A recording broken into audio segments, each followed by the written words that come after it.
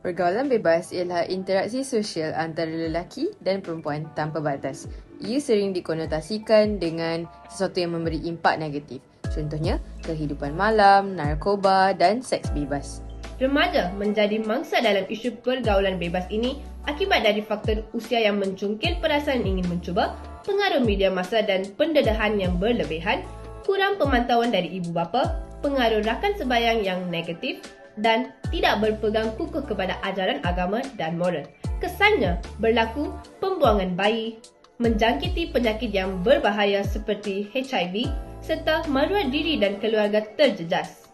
Pernyataan masalah. Masalah utama yang muncul dalam pergaulan bebas ialah wujudnya pertembungan nilai akibat tekanan rakan sebaya dan jangkaan masyarakat. Terdapat juga risiko kesihatan dan sosial yang menyebabkan ketidakstabilan hubungan. Masalah ini disebabkan oleh kurang pendidikan seks yang komprehensif dan juga dialog terbuka yang terhad. Dalam kajian kami, terdapat 4 objektif yang telah dibincang.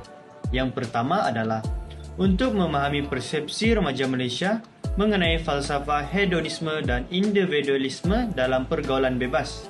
Objektif yang kedua adalah untuk menilai kesedaran tindakan mereka yang terdapat dalam kalangan remaja tentang kemungkinan akibat positif dan negatif yang terlibat dalam prinsip hedonistik dan individualistik. Bagi objektif yang ketiga ialah untuk mengkaji perbezaan budaya di mana kita akan meneroka bagaimana norma dan nilai budaya Indonesia mempengaruhi sikap remaja terhadap tingkah laku hedonistik dan individualistik serta pergaulan bebas. Untuk menilai keperluan pendidikan di Malaysia. Dengan berbuat demikian, kita dapat melihat dan menambah baik bidang yang berkait dengan kesihatan seksual, etika dan nilai. Dengan memberikan sumber dan program untuk memperbaiki keadaan pendidikan kita boleh menangani kecenderungan yang disebabkan oleh hedonisme dan individualisme. Objektif yang kelima ialah untuk menyiasat faktor-faktor yang mempengaruhi dan menyumbang kepada penerapan nilai hedonistik dan individualistik melalui pergaulan bebas di kalangan remaja Malaysia. Falsafah dapat didefinisikan oleh Kamus Dewan keempat adalah pengetahuan dan tentang pengertian yang dianggap sebagai ilmu yang tertinggi yang menjadi dasar ilmu-ilmu lain. Falsafah yang dibentuk bertujuan untuk memberikan kita satu panduan untuk melahirkan satu kehidupan yang baik, pemikiran yang baharu dan tidak lari dari tujuan makna asal kehidupan insan. Falsafah hedonisme merupakan suatu pola pemikiran yang menyatakan bahawa memaksimumkan kesenorokan adalah perkara terbaik dan amat disukai dalam kehidupan manusia di alam ini. Pergaulan remaja yang semakin bebas dalam kalangan remaja telah memberikan rasa khawatir kepada masyarakat. Pengaruh budaya barat yang mementingkan keseronokan menjadi tujuan utama dalam mempengaruhi golongan remaja yang memiliki keinginan untuk mencuba sesuatu yang baru. Mengejar populariti, berfoya-foya, berbelanja barang mewah dan mengikut trend telah banyak berlaku di negara kita. Sesetengah individu mungkin terlibat dalam pelbagai hubungan seksual sebagai cara untuk memaksimumkan pengalaman sensual atau menggembirakan mereka.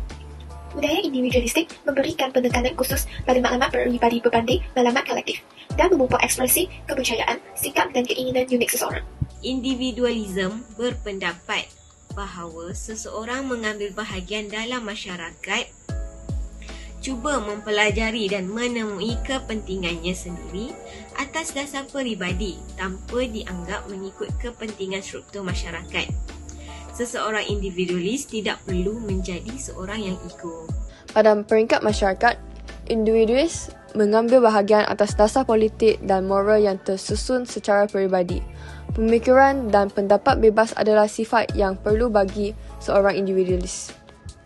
Individualisme menekankan kebebasan peribadi dan autonomi, termaksud hak untuk membuat pilihan tentang hubungan dan seksualiti sendiri.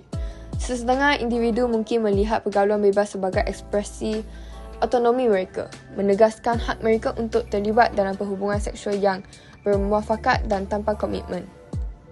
Sebagai kesimpulan, pada masa kini remaja telah didedahkan dengan banyak-banyak perkara yang tidak baik terutamanya trend-trend daripada social media, daripada tempat sebagai Instagram, TikTok dan Facebook juga menjadikan dan menghayutkan mereka kepada pergaulan bebas.